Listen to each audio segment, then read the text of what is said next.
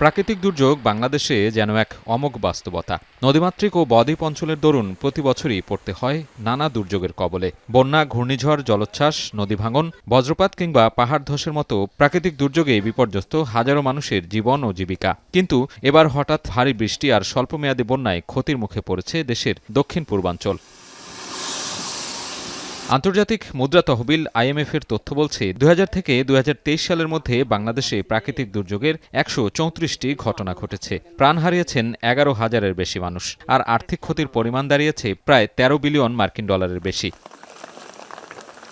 পরিসংখ্যান বলছে সবচেয়ে বেশি ক্ষতি হয়েছে বন্যা ও ঘূর্ণিঝড়ে। 2015 থেকে 2020 সাল পর্যন্ত প্রাকৃতিক দুর্যোগে বছরে গড়ে ক্ষতির পরিমাণ 30,000 কোটি টাকা। দুর্যোগে শস্য, প্রাণিসম্পদ, পোল্ট্রি ও মৎস্য খাতে সম্মিলিত ক্ষতির হার 39%, আর জমির অবক্ষয় হয়েছে প্রায় 53%।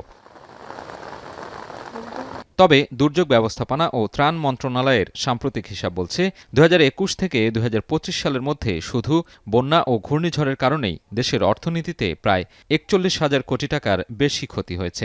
এ সময় ক্ষতিগ্রস্ত হয়েছেন 1,77,00,000-এর বেশি মানুষ। দুর্যোগ ব্যবস্থাপনা বিশেষজ্ঞরা বলছেন, এল নিনোর প্রভাবে বেশি বৃষ্টিপাতের পূর্বাভাস সত্ত্বেও আগাম সতর্কীকরণ ব্যবস্থাকে জোরদার করা যায়নি। পাশাপাশি প্রকৃতি বিরুদ্ধ কর্মকাণ্ডের কারণে দুর্যোগের আর্থিক ও মানবিক ক্ষতির প্রভাব বাড়ছে। আর্থিক ক্ষয়ক্ষতি চাইতে বড় ক্ষয়ক্ষতি হচ্ছে যেটা অর্থ দিয়ে মাপা যায় না। এটা আহমদ ছাপা বলতেন গহন ক্ষতি। এটা মানুষের ভিতরের ক্ষতি। মানুষ তার মানবিক মূল্যবোধগুলো হারিয়ে ফেলছে।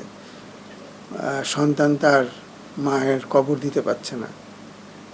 এটা মাপবেন কিভাবে? আমাদের লোকাল গভর্নমেন্ট নাই। সেই কারণে ডিস্ট্রিবিউশন যেটাই হোক, সেটা চাল, চিড়ে, গুড়, মুড়ি যাই হোক, হয়তো ক্যামেরায় দেখানোর জন্য কিছু করা যাবে, কিন্তু মানুষের কাছে পৌঁছানোটা খুব দুরূহ হবে। এদিকে দুর্যোগে আর্থিক ক্ষতি নিরূপণে সমন্বিত উদ্যোগে ঘাটতি আছে বলছেন অর্থনীতিবিদরা। সংকট সমাধানে বিজ্ঞানভিত্তিক পরিকল্পনা, আধুনিক প্রযুক্তির ব্যবহার বাড়ানোর পরামর্শ তাদের। একদিকে প্রাণহানি হচ্ছে, মানুষের যে ঘরবাড়ি সেটা নষ্ট হচ্ছে, অন্যদিকে কৃষি জমি সেগুলোতে ক্ষতি হচ্ছে, শস্য যেটা আমরা দেখলাম যে এই বছর যে হাওরে বিপুল পরিমাণে আসলে ধান সে নষ্ট হয়েছে, 80-90% মতো ধান নষ্ট হয়ে গেছে। প্রকৃত অর্থে যে একটা কম্প্রিহেন্সিভ অ্যাসেসমেন্ট সেটা আমাদের আসলে দরকার ছিল, যেটা মাঝে মাঝে বিশ্বব্যাংক করে থাকে যখন বড় দুর্যোগ হয় তখন, কিন্তু এর বাইরে আমরা এই স্টাডিগুলো করি না, আমরা কিন্তু এই পদ্ধতিগুলো ঠিক করিনি। এদিকে পরিস্থিতি স্বাভাবিক হলে ক্ষয়ক্ষতির সঠিক তথ্য যাচাই করে পুনর্বাসন কার্যক্রম শুরু করার আশ্বাস দুর্যোগ ব্যবস্থাপনা মন্ত্রণালয়ের।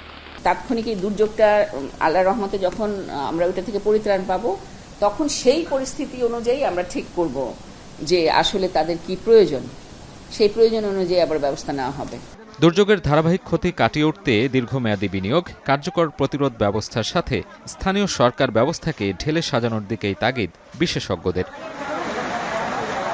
সাজিদ আরাফাত, এখন, ঢাকা।